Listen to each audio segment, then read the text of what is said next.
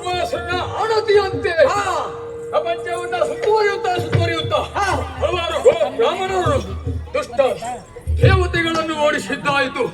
ಮಾಡಿದ ತಪ್ಪಾಪ ಕಾರ್ಯಗಳೆಷ್ಟು ತಮ್ಮ ಇಷ್ಟು ಮಾತ್ರವಲ್ಲ, ಹೀಗೆ ಆಲೋಚಿಸುವಾಗ ಒಟ್ಟು ಯಾದವ ಗಿರಿಸಿ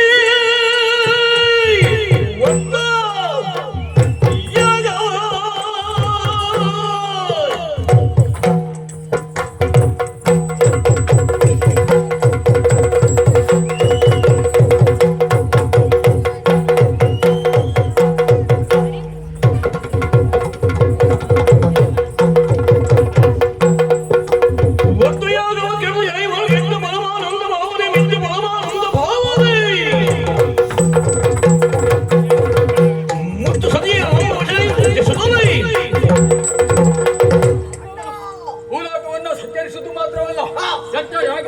ಹಾಳುಗೆಳೆದಿದ್ದೇವೆ.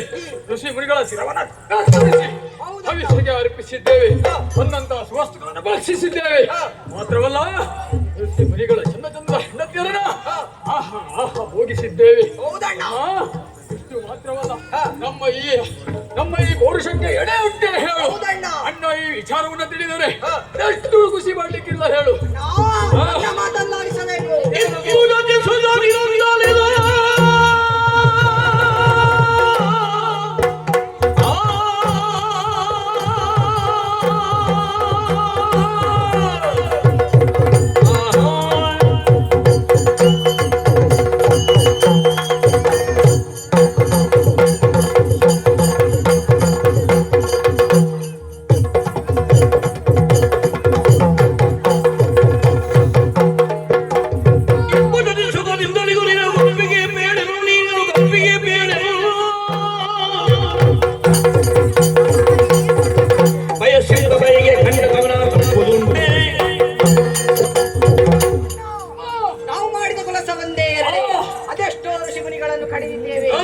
ಗರ್ಭಿಣಿ ಹೆಂಗಸರನ್ನು ಕೊಂದಿದ್ದೇವೆ, ಗೋವುಗಳನ್ನು ಕಡಿದಿದ್ದೇವೆ, ಎಲ್ಲಾ ಕಡೆಯನ್ನು ತುಂಬಿ ಎಬ್ಬಿಸಿದ್ದೇವೆ.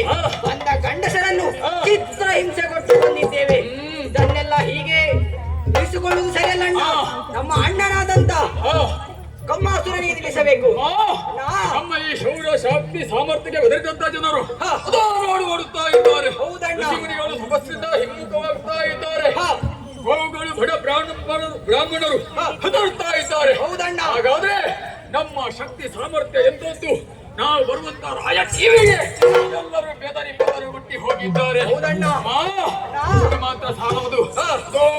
ನೋಡು, ಋಷಿ ಮುನಿಗಳು ನಡೆಸುವಂತ ಯಜ್ಞದ ಹೋಮ ಆಕಾಶವನ್ನ ಚುಂಬಿಸುತ್ತಾ ಇದೆ. ಹಾಗಾದ್ರೆ ನಮ್ಮ ಕಾರ್ಯ ಇಲ್ಲಿಗೆ ಇರಬಾರದು.